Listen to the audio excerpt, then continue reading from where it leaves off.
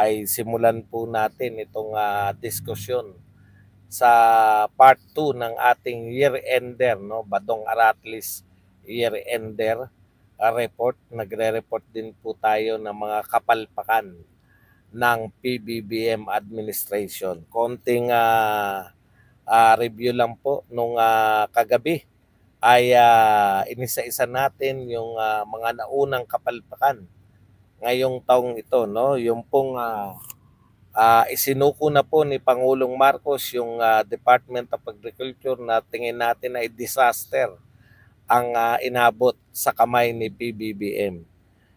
Tumaas yung mga presyo ng bigas, sibuyas, etc. habang siya yung DA Secretary. Yung priority bills na Maharlika ay wala naman pong epekto, no? Priority pero hanggang ngayon wala po tayong naririnig na pakinabang. At yung pong kapalpakan din po nung walang isang salita na Pangulo, papalit-palit na mga sinasabi. At syempre yung mga simpleng issue lamang tulad ng mga logo ay parang ang laki-laki po, no, ng problema ng Pilipinas. Okay, ngayon po ay pagpapatuloy po natin ang atin pong talakayan sa mga suliranin o mga kapalpakan ng ating administrasyon. Ito po, unahin na po natin, no? Siyempre po, isa po sa pinakamalaking kapalpakan ng ating administrasyon, yung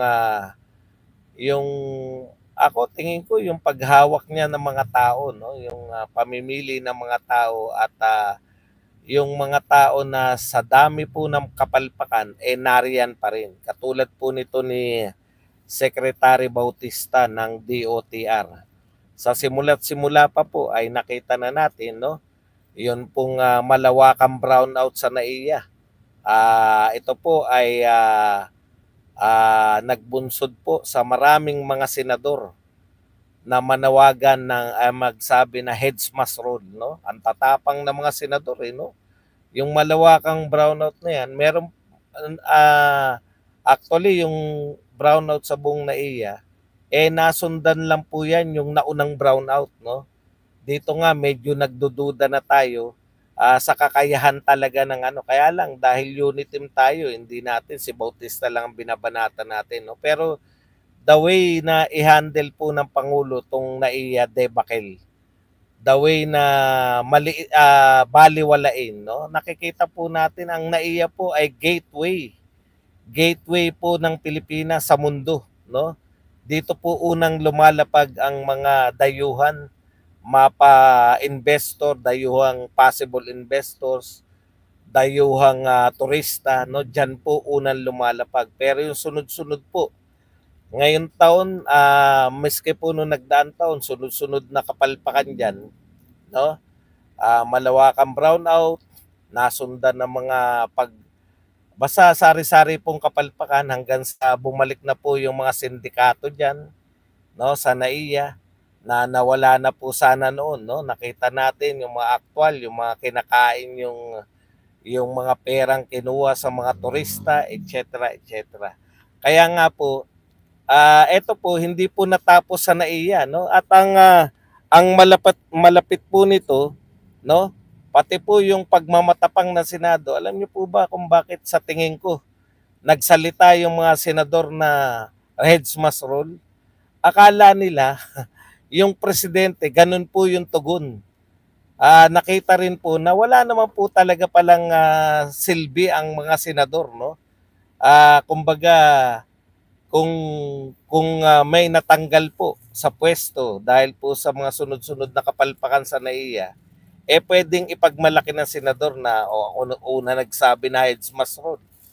Dahil hindi po tumalima ang ating Pangulo, parang binaliwala lang po yung mga kapalpakan na to, pati po yung mga senador napahiya, no?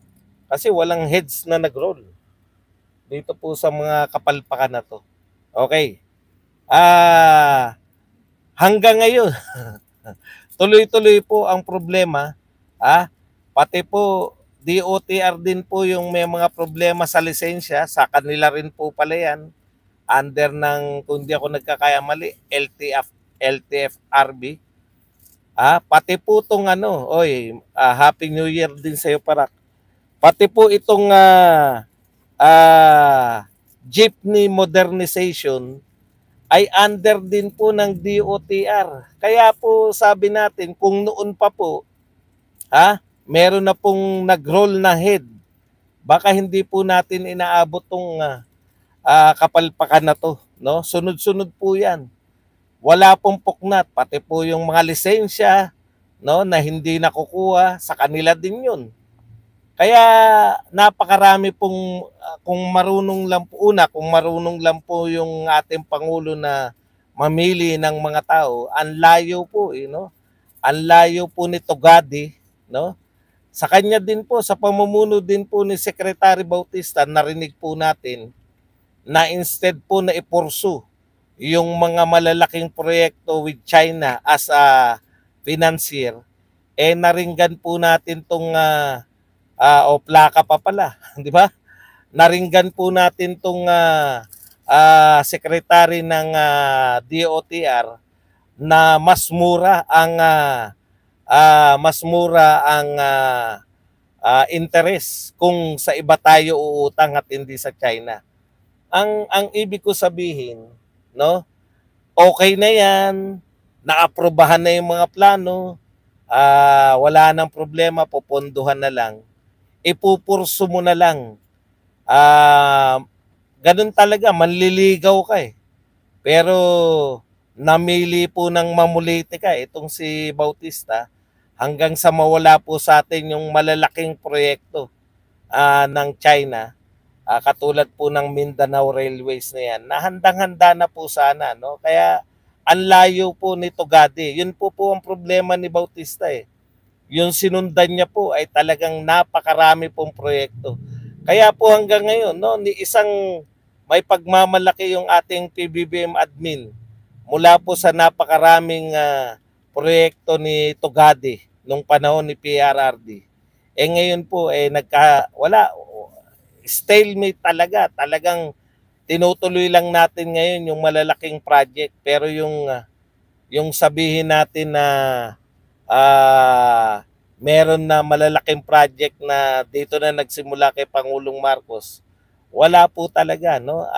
Kaya tingin ko yung proper na pagtatalaga ng tao hindi po natugunan at parang meron something si Bautista na kung bakit napakalakas, no, na hindi po kayang kumbaga ito po sa real talk po natin dalawang kung may masasabi po tayong dalawang departamento na pinakapalpak, yan po isa po tong DOTR at saka isa po yung Department of Agriculture.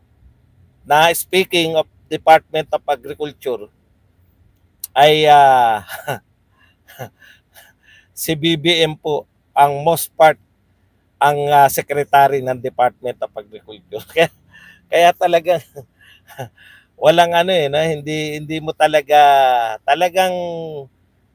palpak talaga yung handling, no, ng dalawang departamento na to. At hanggang ngayon po matatapos na po, nakita niyo naman po, no. Sa totoo lang, yung DOTR mismo, sila pa rin ngayon ang nasa forefront ng problema ng mga jeepney drivers. Alam po ninyo, pinagmamalaki po nila na ipupush na nila dahil 70% na ang tumalima. 70% na mga jeepney driver. Paano yung 30%? Imaginin po ninyo kung milyon po yan. Di po ba? Napakalaki pong bahagi yung 30% na sinasabi na babaliwalain na lang. Ako po, matagal ko nang kaya lang sabi ko nga, kung uniteam ka kasi, hayaan mong iba yung bumatikos. Kaya lang, ako talaga hindi po ako aprobado rito sa pagpe-phase out na to. Lalo na kung wala ka namang program, no? Wala ka namang program sa madi-displace. Paano yung ang pinagkikitaan nila, ang pinagkikitaan ng driver, yung pinag-ipunan niya, marami po dyan, ganito po, no? mag-a-abroad ng ilang taon, tapos gusto na magpahinga sa pag-abroad, ibibili po yung kanyang mga napag-ipunan sa ibang bansa na sasakyan na nagkataon ng pinakamura pong public utility vehicle na pwede niyang mabili at pagkitaan ay jeepney, no? At saka ang jeepney po, talagang simbolo na yan sa Pilipinas. Sa ibang bansa po, yung mga tok-tok nila at iba pang mga, yung sa, pati po sa Europe, yung kanilang mga gondola ba tawag doon, yung mga bangka nila, di ba? Kahit po mabagal yun o kung ano pa man, nagiging tourist, ano talaga yun, attraction eh. Dito po sa atin, talagang isa po sa pagkikilanlan ng Pilipinas, yung jeepney. Tayo lang po talaga yung meron niya, no? Pero imbis na protektahan natin sila. Ako po, okay naman ako sa modernization, pero hindi po sa pilitan. Ibig sabihin, yan po siguro yung may pagmamalaki natin kay PRRD. Kay PRRD nga po siya, pandemya po yung tinugunan eh. Wala pong naiwan. Ibig sabihin, no? Pwede mo naman silang wag nang palabasin pero saluhan mo ng mga programa. Saluhan mo na sila ay magkakaroon pa rin ng hanap buhay. Kasi po, para saan po ba yung pag-iimbita natin ng mga foreign investors? Para saan po ba yung nag-iimbita tayo ng mga foreign capital? Ang pinakamalaking faktor po dyan para magkaroon po ng hanap buhay ang mga Pilipino. Akalain ninyo 30% ng mga jeepney drivers mawawalan po ng trabaho kung paghihigpitan natin. Hindi ko sinabing wag tayong mag-modernize. Pero wag pong pilitin. Di po ba? Ayun yung sinasabi natin eh. Pwede naman, nagsisikap naman yung Francisco Motors yata yun, yung gumawa ng jeepney pa rin po ang itsura. Gumawa po sila ng mga modelo na parang jeep pa rin pero nasa forma na po na aircon at bakit hindi po yun ang suportahan? Bakit po ang sinusuportahan natin ay yung mag-i-import tayo ng mga modern jeepney na hindi naman talaga jeepney kundi mga minibus? Sa totoo lang po, tawag lang natin jeepney. Hindi na po jeepney yan eh. Di ba? Yan po ay minibus na. Ganyan po yung sinasakyan namin nung araw. Yung dito sa biyahe sa Pampalay, Santa Cruz, kaya lang nakaharap talaga na parang bus. Ito, hindi ko po talaga maintindihan yung modernization ng jeepney. Pwede naman po talaga, di ba? Kung hindi na talaga po pwede yung jeep eh. Ang problema, meron pong maalaga eh. Alam ko, ganyan na yung sinabi ni Pangulong Marcos eh. Yung mga roadworthy pa, kahit ba, di ba? Yung una pong pagwewelga ng mga jeepney na yan. Yan po yung narinig natin. Okay, yan po, mauugat nyo pa rin dito po sa secretary na to. Parang wala na tayong magagawa. Tagal nyo nang tinakdaan eh. Extension ng extension eh. Tinignan ko po yung history. Tama naman, nag-extend tayo. 2018 pa dapat eh. Pero ang question, bakit kaya nag-extend? Di ba? Hindi maarim ng dating pamahalaan na mawalan ng pagkikitaan yung mga jeepney driver natin. Yun lang po, ganun lang po kasimple yun. Katulad po niyan, meron tayong 500 billion sa ayuda. Wala pong kapalit yun. Hindi ba pwedeng yung 500 billion na yan kaysa ipamigay natin na walang katuturan? Ibigay na, yan na po yung pagmulan natin ng mga modern jeep na gawa sa Pilipinas. Kaya naman daw ng mga jeepney manufacturers natin dito. Hindi ba pwede isuporta na lang sa kanila pautang at na lahat ng jeepney natin, pautangin natin yung mga, ay napakarami pong unit niyan. Magkano lang ba yung isang unit? Ini-import natin, napakamahal po. Yung mga hindi ko po talaga, yan po talaga, pasensya na po tayo, no? Okay, Yan po ang unang sa part 2, yan po ang unang kapalpakan, yung bakit ang DOTR sa dami po ng kapalpakan sa NAIA, sa dami po ng kapalpakan sa mga lisensya, pati po sa kanila rin lisensya kung hindi ako nagkakamali, di ba? Pati po yung plaka, etc. etc. Nariyan pa rin po, no? Hindi po natin alam. At ang tanging solusyon, dito ka magugulat eh. Ngayon po nauso na naman yung salitang privatization.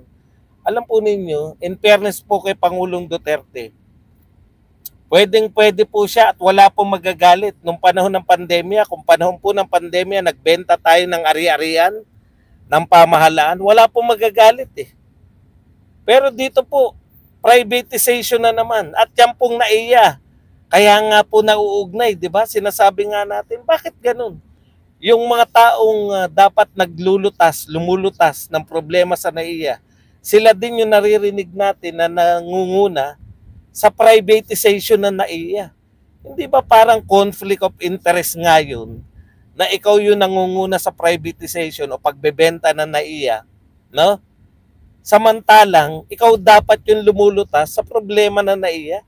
In fairness po, sinisisi lang po nila yan na kasi luma na, hindi napabayaan. Diyos ko, yung sinasabi nyo napabayaan nung panahon nila Tugadi, hindi po tayo nakaranas ng mga pinsalang ganyan nung panahon po na nagdaan administrasyon.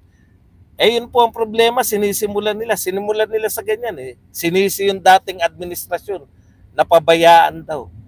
Sa lahat po na nagpabaya, doon po tayo walang naranasang malawakang brownout, malawakang pagkasira ng mga gamit, at higit sa lahat, yun pong tinatawag natin na mga nawala po yung anomalya dyan sa NAIA noong panahon ni Pangulong Duterte.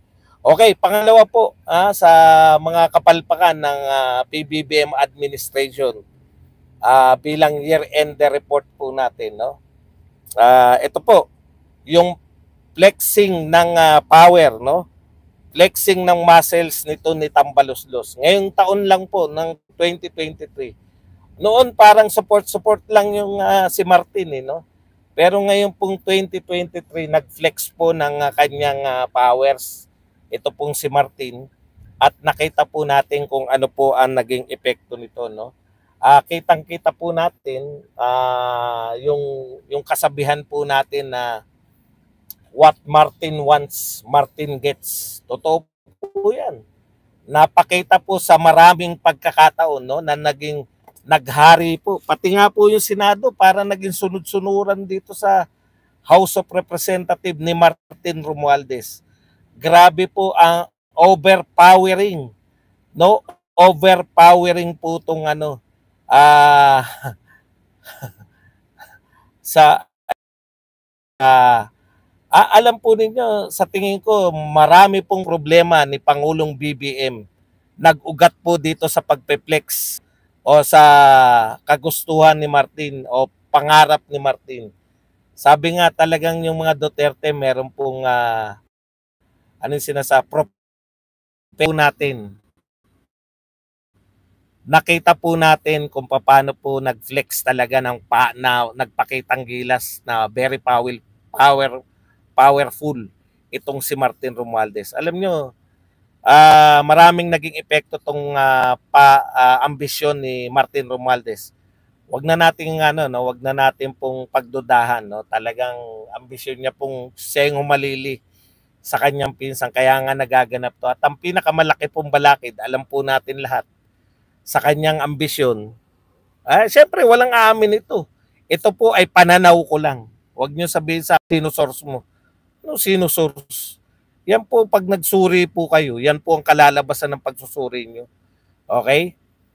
Kaya po, sa totoo lang, kitang-kita po natin na sa tingin ni Martin at ng mga followers nito, itong si Sara Duterte ang balakid, no, sa kanyang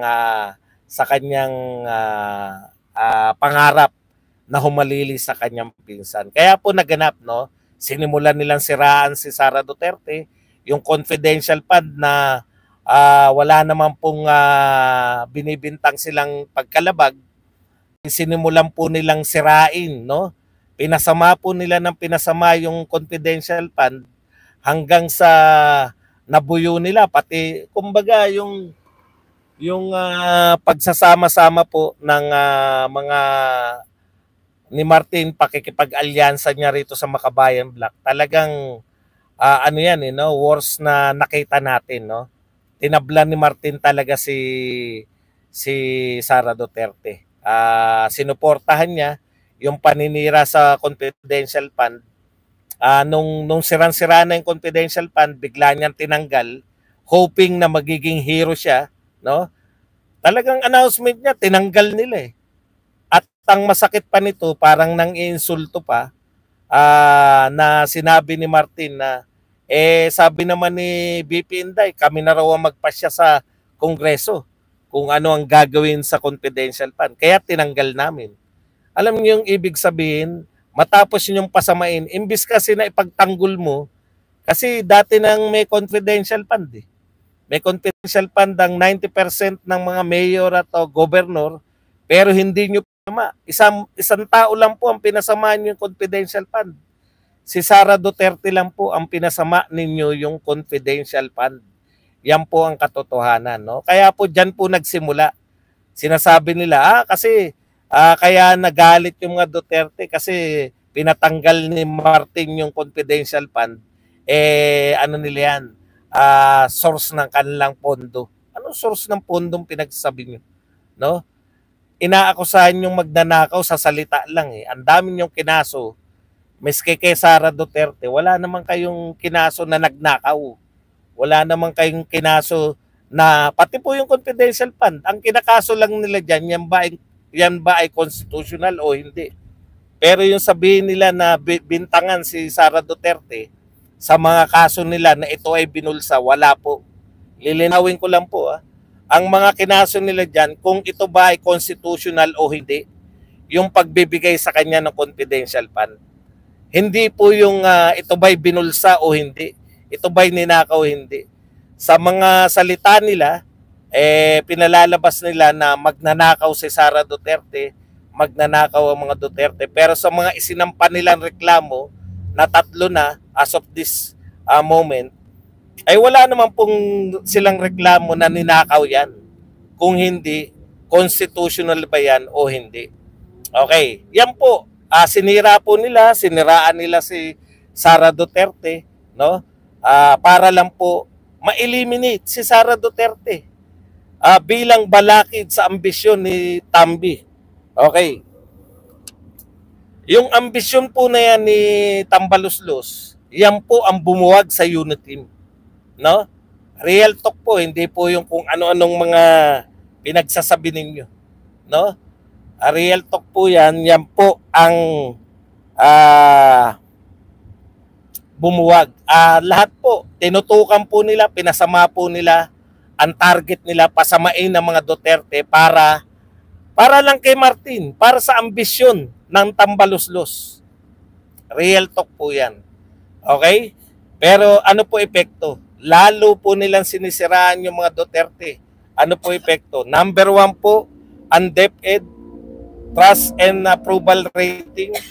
Number 1 po si Sara Duterte, trust and approval rating. At number 1 po si Pangulong Duterte sa senatorial. Ibig sabihin, hindi po tumatalab lahat ng paninira nila kay Sara Duterte. Ito po ang bumuwag talaga, no? Dahil sa ginagawa nito hanggang mula po kay Sara, siyempre yung ama hindi po papayag yan, no? Bumawi po yung ama, lahat po ng buong House of Representatives bumanat po sa mga Duterte. Bumanat po sila sa mga Duterte, walang puknat hanggang SMNI.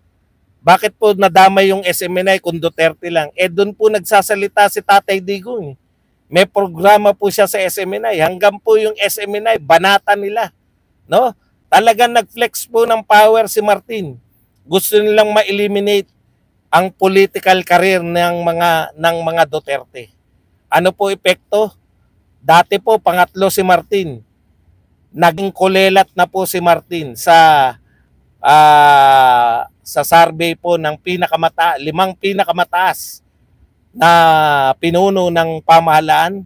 Number 1 po si Sara Duterte, number 2 si Bongbong Marcos, number 3 po si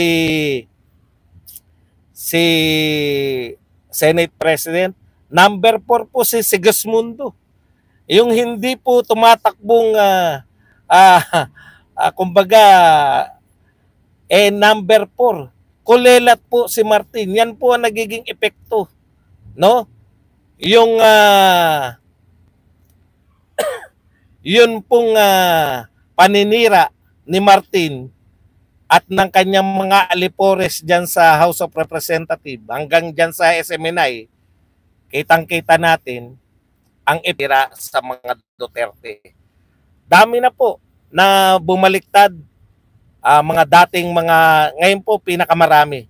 At ang wala na po natira na mahusay-husay, wala na pong natirang mahilab-hilab sa mga vloggers. Yan po epekto niyan, no? Maski po si Ben Barubal, ito talaga pinatatakaan ko. Isa sa pinaka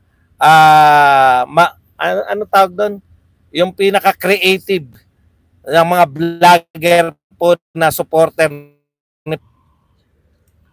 Pero dahil po sa wala na po natira na mahusay. Kaya po para na silang dilawan na-overtake po. May bago na po silang actually, ang naging epekto po nitong overpowering, yung power play nito ni Tambaluslos, ay ang unit team po nabuwag, pero nakipag-unit team po sila sa mga dating kalaban. Yung pong pinagkaisahan natin na kalaban sa unit team, yan pong Makabayan Black, Dilawan Kakamping, yan na po ngayon ang ka-unit team ng administrasyong ito. Kita nyo ang kunik. Yan pong kakampi nila ngayon, yan po yung mga naninira sa pamilya nila. Dekadang nanira, kakampi na po nila ngayon. Sila Laila de Lima, no? Yan pong mga Dilawan, pati po itong grabe, pati po itong Makabayan Black. Kaya po, nagkaroon din po ng bagong ka-alliance itong mga Duterte. Ito po yung mga PMAers na ayaw po na makipapistok, no? Nagkaroon na po, naging malinaw po yung mga alliance. Naging alyansa po ni Marcos yung mga dati nilang kaaway, dati nating kaaway, Kakamping, Dilawan, Makabayan, no? Tapos ang mga Duterte naman po, yung mga militar na may konsensya at ang taong bayan. Taong bayan po ang kakampi ng mga Duterte. Kaya po ganyan katataas ang resulta. Okay. Nagsimula po yun, yung pagbabago po ng alliance. Dahil din po kay Martin. Yan. Ngayon, kaya nga yung moves nila, tsa-tsa na. Kasi nakita ni Martin kahit na anong gawin ni Martin na pagpapabango, kahit na anong gawin ni Martin na paninira, wala talagang epekto, hindi siya tataas sa presidential. Kaya isang paraan na naisipan nila, mag-tsa-tsa tayo. At hindi po tayo nagbisto niyan. Nagbisto po niyan yung kapatid ng Pangulo ng Pilipinas, si Senator Amy Marcos, na yung nagsusulong ng kumbaga kung meron pong 3 taong pinakapalpak sa administrasyon ni Pangulong Marcos, yan po'y walang iba kundi si may natira pa raw si Coach Jared. Ang sinabi ko, yung matitinong vlogger po, wala po natira. Sana marunong kayo umintindi. Yung matitino, tayo ba naman naglolokohan pa? Iba po yung nagpo-project na magagaling, iba po yung nagpo-project na matatalino, sa totoong matatalino at totoong magagaling.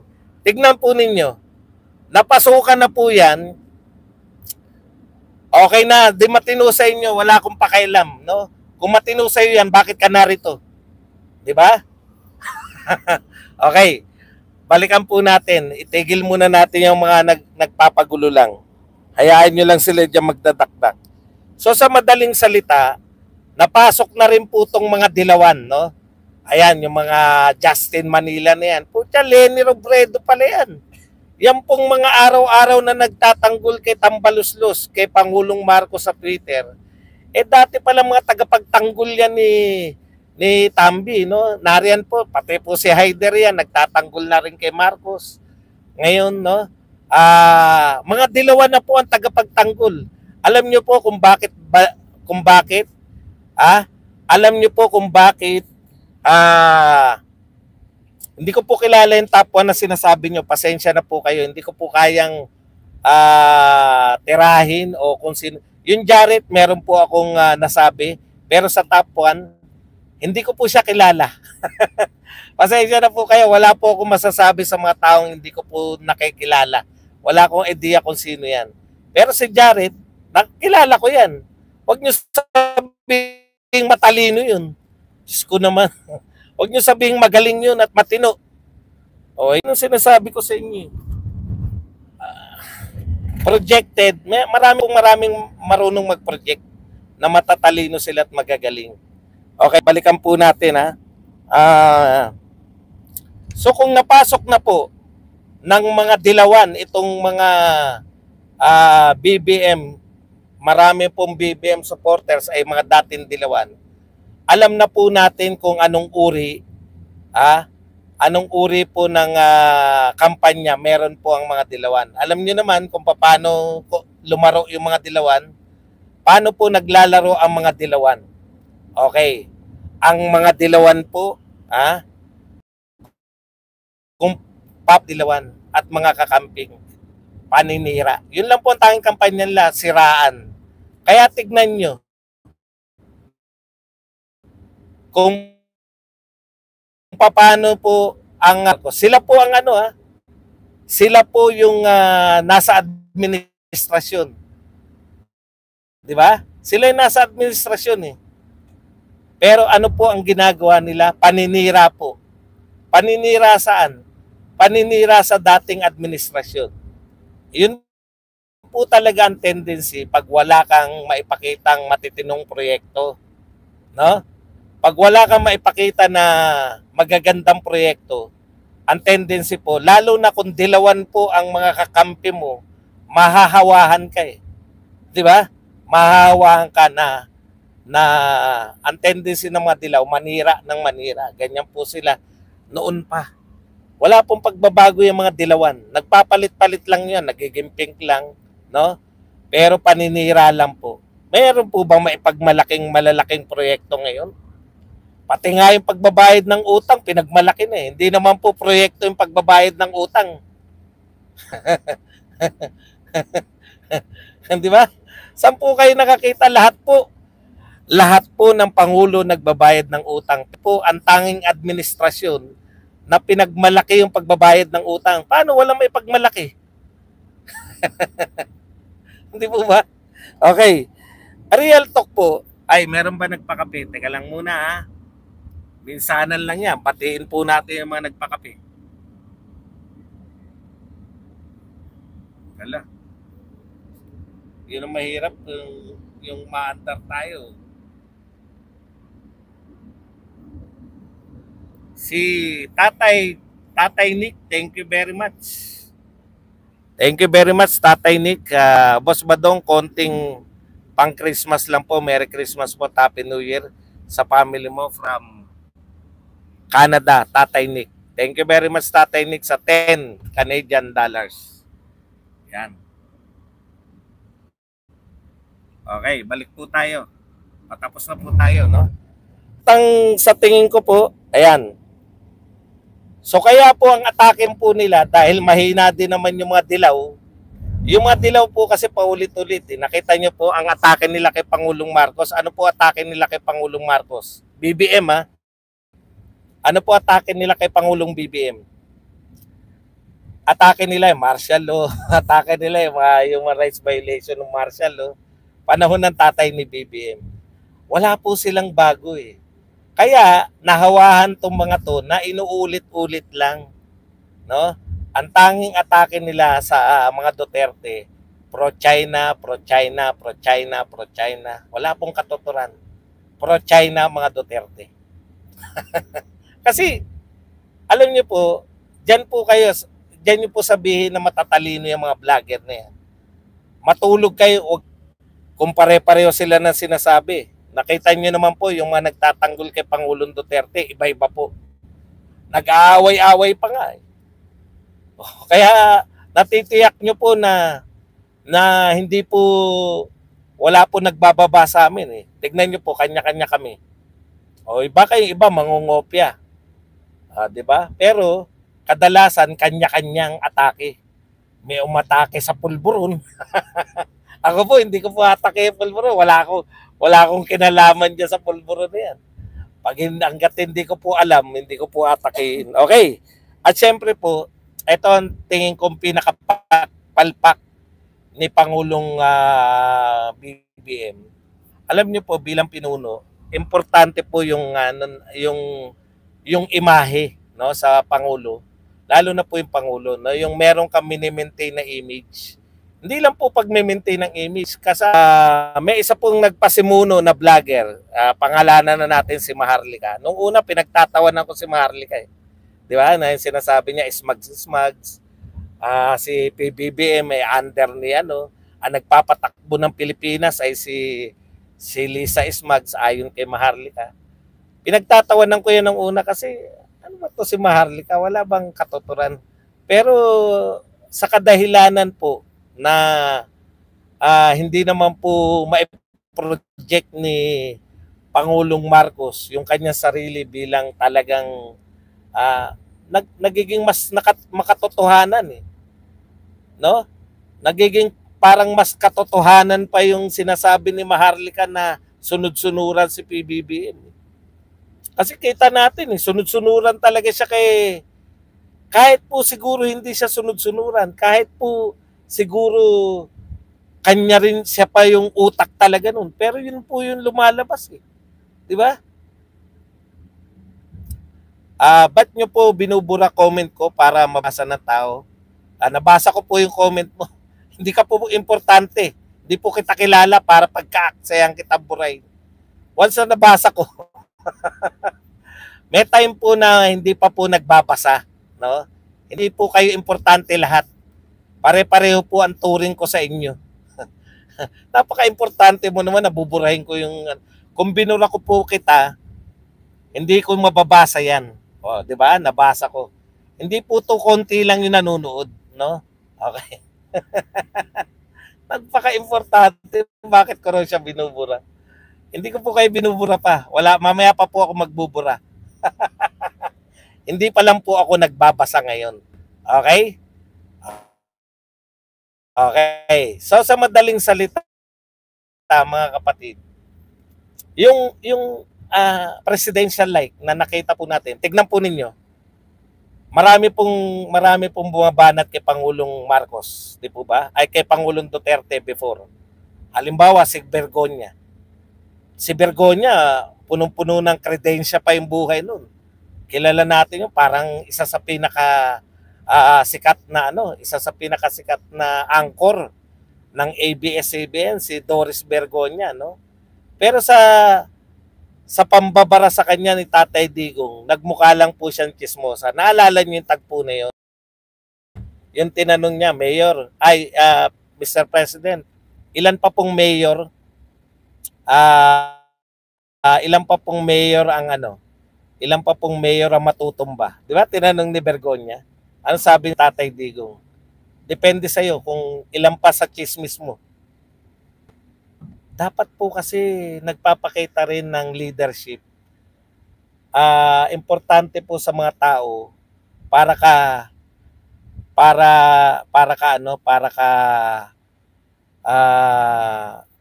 isa po yan eh, yung pagpo-project nyo ng leadership, di ba?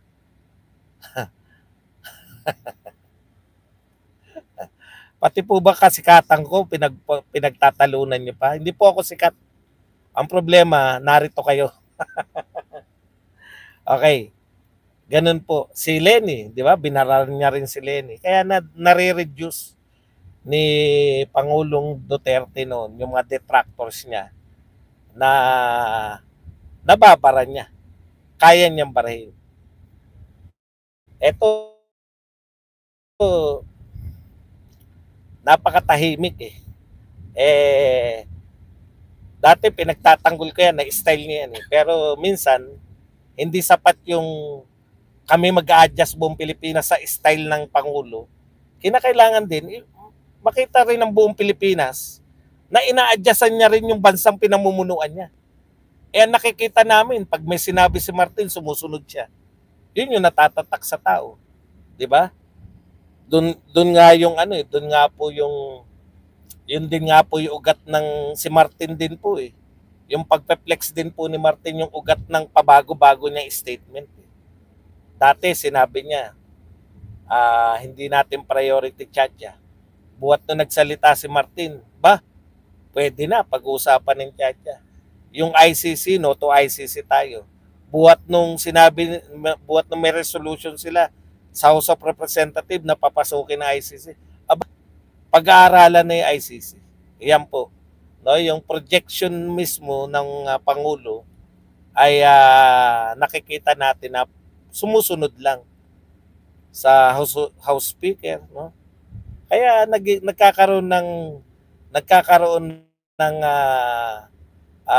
credence yung talaga bang yung katanungan na yung pagdududa ng marami na talaga bang si PBBM ang namumuno sa Pilipinas? Kino-question eh, di ba? Okay. Yan lang po ang ating talakayan.